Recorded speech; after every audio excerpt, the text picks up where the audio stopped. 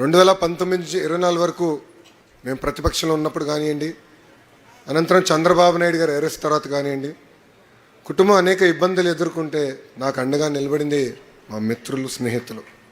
అందుకే చదువుతో పాటు, మరి చదువు వదిలేద్దండి, చదువుతో పాటు మిత్రులతో సమయం గడపాలి.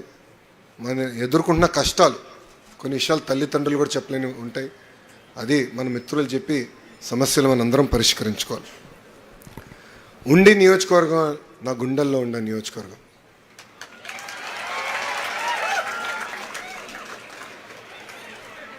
నేను రఘురాజు గారి గురించి చెప్పలే, ఉండి నియోజకవర్గం గురించి చెప్పా. గురువుగారు నుంచున్నారు.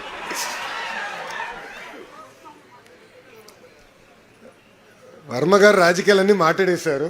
నేను కాలేజీలో రాజకీయాలు మాట్లాడాలనుకోలేదు. కానీ ఒక్క విషయం చెప్పాల్సింది అనుకుంది ఏంటంటే, తెలుగుదేశం పార్టీ ఆవిర్భావం దగ్గర నుంచి పార్టీకి అండగా నిలబడిన నియోజకవర్గం ఉండి నియోజకవర్గం. ఒక మాటలో చెప్పాలంటే కంచుకోటికి మారు పేరు ఉండి నియోజకవర్గం. 108 ఏళ్ళ చరిత్ర ఉన్న ఉండి జెడ్పీ హై స్కూల్ని రెనోవేట్ చేశారు రఘురామకృష్ణరాజు గారు. నా చేతులుగా ఆ రెనోవేషన్ని ఓపెన్ చేస్తున్న నిజంగానే నా అదృష్టంగా భావిస్తున్నా. మనసున్న మహారాజు పివిజి రాజు గారు ఈ స్కూల్ని ప్రారంభించారు.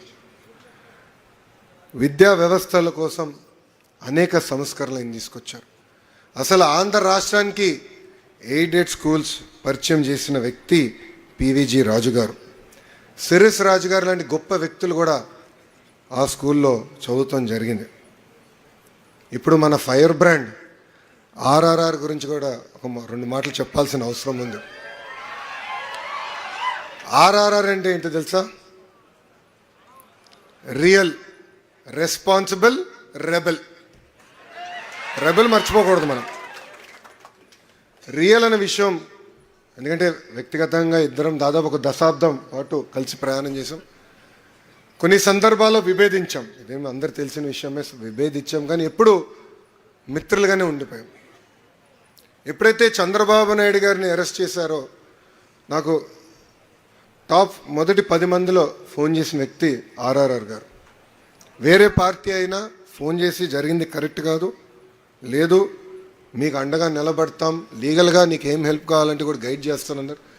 నేను ఆనాడు ఢిల్లీకి వెళ్ళి ఉన్నప్పుడు కూడా ప్రతి క్షణం నాతో ఉండేవారు. కోర్టులో ఏం జరుగుతుంది, ఏం చేస్తే బాగుంటుందని నేను గైడ్ కూడా చేశారు. అందుకే అంటున్నా, రియల్ మనసున్న వ్యక్తి ఆర్ఆర్ఆర్ గారు. మనందరం చూసాం, 5 ఏళ్ళు అనేక పోరాటాలు చేశారు.